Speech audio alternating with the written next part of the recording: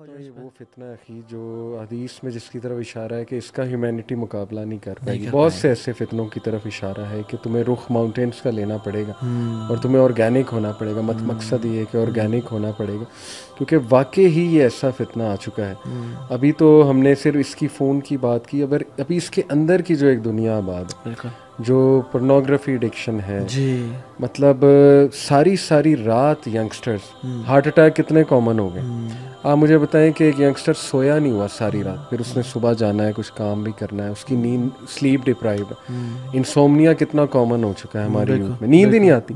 जाहिर है कि वो जो मेलाटोनिन है केमिकल, वो ब्लू लाइट उसकी दुश्मन है मेलाटोनिन की, और इसमें ब्लू लाइट सबसे ज़्यादा जो है वो हैवी होती है। बिल्कुल ऐसी बात है। तो वो मेलाटोनिन नहीं एक्सक्रीट हुआ, आपको डीप स्लीप आएगी नहीं। तो हमारा जो सर्केडियन रिदम है, जो बॉडी की नेचुरल बॉडी क्लॉक है, बिल्कुल वो सन्स के थ्रू चल रही होती है। जब ये ब्लू लाइट से मिलती है वो सारा डिस्टर्ब हो जाता है। और एक ख़ास पोस्चर में आप लेट कर, अल्लाह माफ़ करे, क्या क्या देख रहे हैं, और सारी रात आप लगे हुए हैं, और किस तरह आपका डोपामीन निकल रहा है। मतलब प्लेजर तो आपको बहुत आ रहा है चैटिंग करते हैं अपोजिट जेंडर और ये सारी चीज़ें, जिस तरह हमें पता लगता है यूथ से। हार्ट अटैक क्यों नहीं होगा? आपकी स्लीप डिस्टर्ब्ड है, डाइट डिस्टर्ब्ड है, आप गलत पोस्चर में बैठे हुए हैं, तो ब्लड फ्लो आपका डिस्टर्ब हो रहा है, डिप्रेशन आपको चल रही है, अल्लाह माफ़ करे। तो मैं तो समझता हूँ कि ये इररेजिस्टिबल भी हो चुका है। मैं समझता हूँ हमारी नौजवान नस्ल, उसे पता है कि ख़तरनाक चीज़ है, लेकिन somehow they are not able to resist it। Exactly, बिल्कुल इतना मजबूर हो चुके हैं, इतना मजबूर हो चुके हैं, और वो तंग आ गए हैं कि यार तहा भाई कोई वजह बताएं, कोई तरीका बताएं कि हम इससे बच सकें और दूर जा सकें। बट ऑनेस्टली बताऊं, वो इसको यूज़ भी करना चाहते हैं और इसे दूर भी जाना चाहते हैं, लेकिन इट्स वेरी डिफ़िकल्ट। सो इसी बात के साथ अस्सलाम वालेकुम वरहमतुल्लाहि वबरकातुहू। अल्लाह अकबर, आप इतनी देर से खामोश बैठे हुए थे। आज तो बड़ा खामोश बिठाया, आज तो बड़ा खामोश बिठाया आपको। आप लोग बोलते इतने ज़्यादा, मैंने कहा आज मैं सुनता हूँ आप लोग। नहीं, असल में ये इन्होंने एंट्री अभी मारी है, इनकी एंट्री अभी हुई है माशाल्लाह। और ठीक ठाक है, बाइक ठीक हो गया, सेट हो गया माशाल्लाह। अच्छा अल्हम्दुलिल्लाह। आज हमारा एक बाइक राइड है। अच्छा आज बल्कि why don't you join us Salim भाई? आज रात को निकलेंगे, तकरीबन टाइम मैं नहीं बता रहा, लोग ना पहुंच जाए। एक सहरी राइड कर रहे हैं आज। अच्छा सहरी, हाँ सहरी जरा आगे जाके थोड़ा सा। आप आज लाहौर निकल रहे हैं? मैं आज असल में निकल, अल्लाह करता जरूर ज्वाइन इंशाल्लाह। फिर नेक्स्ट टाइम जब आएंगे ना तो पहले से बना लेंगे इंशाल्लाह। तो व्हाट इज द टॉपिक, क्या चल रहा है? The topic is Mohammad Ali भाई, लेट मी गेस, इल्यूमिनाटी होगा यकीन है, और दज्जाल। मेरी बड़ी ख्वाहिश थी ये होता, लेकिन फिर कभी इंशाल्लाह। अच्छा वैसे दज्जाल की बहुत बड़ा ये, हाँ ये बहुत बड़ा टूल यही है, वाकई है ना।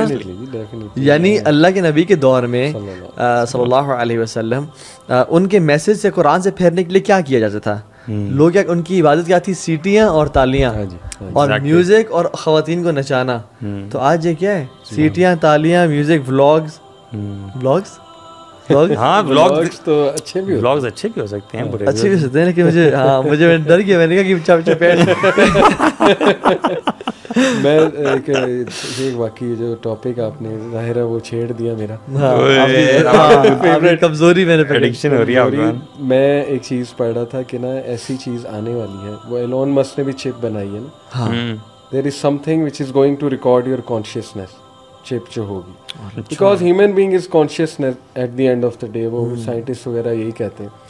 अब वो चिप आपका पैटर्न सारा ब्रेन का रिकॉर्ड करेगी, कॉन्शियसनेस जिसे हम कहते हैं। अच्छा, व्हेन यू विल डाई, वो चिप कंप्यूटर में डालेंगे और वो सारा आपका रिक्रिएट कर देगा। ब्रेन रिक्रिएट हो गया तो इंसान रिक्रिएट हो गया ना उनके नज़दीक, साइंटिस्ट के नज़दीक। तो death, actually they are defying death in that sense. मैं सोच रहा था कि देखें, डेथ एक ऐसी चीज़ है जिससे इंसान डरता था, और दज्जालियत भी यही है ना कि इंसान इतना दूर हो जाएगा कि जो चीज़ें मतलब डराया करती थी कभी, ये भी उसका पार्ट है। बच्चे कहेंगे कि वापस आ गए हमारे तो पेरेंट। कभी किसी दौर में जाके ये चीज़ रियलिटी, अभी भी रियलिटी बन सकती है, लेकिन सोचें कंप्यूटर प्रोग्राम ने पूरा बंदा खड़ा कर दिया आपका, तो बंदे की सही मौत, वो मतलब eight the end of the day वो रोबोट होगा या क्या? नहीं, कंप्यूटर प्रोग्राम, मेटावर्स की बात करो, मेटावर्स में वो चीज़ आपके सामने खड़ी हो जाएगी, बिल्कुल एज इट इज़ वही शख्स।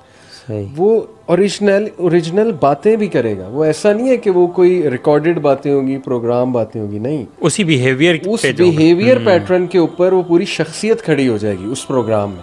और हम ये जो कह रहे हैं वही कह रहे हैं कि हो सकता है ऐसा हो जी, हो सकता है शयातीन की मदद भी हो, शयातीन और जिन्नात भी, जैसे अलग बात है, शयातीन वाली के वो जिंदा करेगा, ये मैं उससे नहीं रिलेट कर रहा, ये मैं वैसे एक और पॉइंट बता रहा हूँ कि death may be डिफाइड, will be defined like this according to them। दज्जाल 40 दिन के लिए आएगा, एक दिन साल के बराबर कैसे होगा वल्लाह आलम कैसे होगा, लेकिन इट कुड बी पॉसिबल कि वो टाइम को इतना एक्सटेंड कर ले या टाइम की स्पीड से ट्रेवल कर ले कि टाइम बिकम्स फिजिकल और टाइम को वो डिफाई कर सके, बिल्कुल, या वो फिर डेथ को डिफाई कर सके। यानी अगर आप एक दिन साल के बराबर, दूसरा दिन जो है ना महीने के बराबर, तीसरे दिन हफ्ते के बराबर, तो अगर आप काउंट करें तो काफी ज्यादा एट द सेम टाइम यार हो सकता है ये चीज़ें लॉजिकल ना हो, बिल्कुल, हम ट्राई तो कर रहे हैं कि उसको लॉजिकल बनाने की, may be when he comes तो वो लॉजिक खत्म हो जाएगा, लॉजिक खत्म हो जाए। मैं असल में बात ये कर रहा हूँ, थोड़ा वाजे कर देता हूँ कि डेथ एक ऐसी चीज़ है जिससे इंसान डरता है, खौफ खाता है,